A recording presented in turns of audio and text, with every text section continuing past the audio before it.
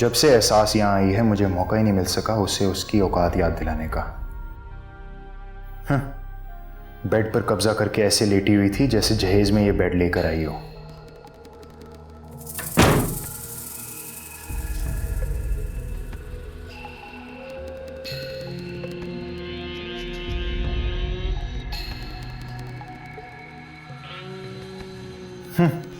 नाज नखरे और अदाएं तो देखो, जैसे बचपन से ही सोने का चमचा मुंह में लेकर पैदा हुई हो।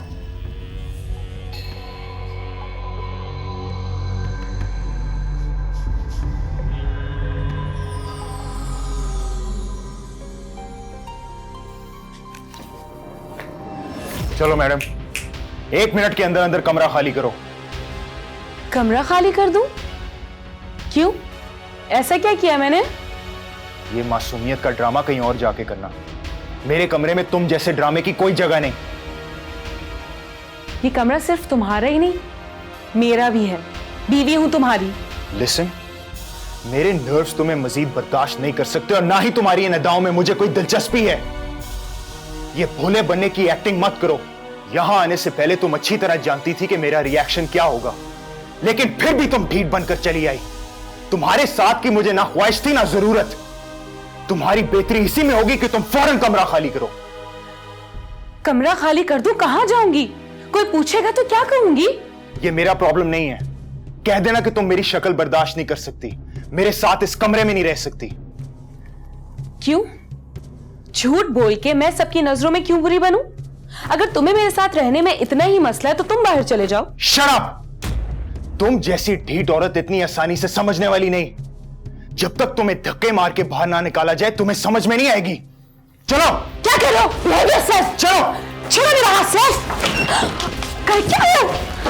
चलो। क्या कर रहे हो? सिर्फ हाथ छोड़ो। पागल हो गए हो क्या? मेरा हाथ छोड़ो। चलो। छोड़ो मेरा। क्या हो रहा है?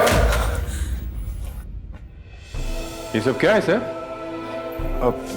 डैड, हम आपस में बात कर रहे थे। बात तुम लोग अपने कमरे में भी कर सकते हो, और तुम ये एहसास के साथ जबरदस्ती क्यों कर रहे थे? वो मैं ये क्या बकरी की तरह मैं कर रहे हो? जवाब दो, क्या हो रहा था? एहसास बेटा, तुम बताओ क्या हो रहा था? वो डैड, मैं उसे मना रहा था। वो नाराज होकर कमरे से बाहर चली गई थी तो मैं उसे रोकना चाह रहा था। भला ऐसी भी क्या नाराजगी थी? आंटी वो मॉम, वो एहसास हनीमून के लिए नॉर्दर्न एरियाज जाना चाह रही थी और मैं बोरबन जाने में इंटरेस्टेड था। उफ, ये ऐसी कौन सी बात है जिस पे इतनी मिन्नतें करवाई जाएं? मुझे मिन्नतें करवाने का कोई शौक नहीं है और ना ही कभी मैंने मिन्नतें करवाई हैं।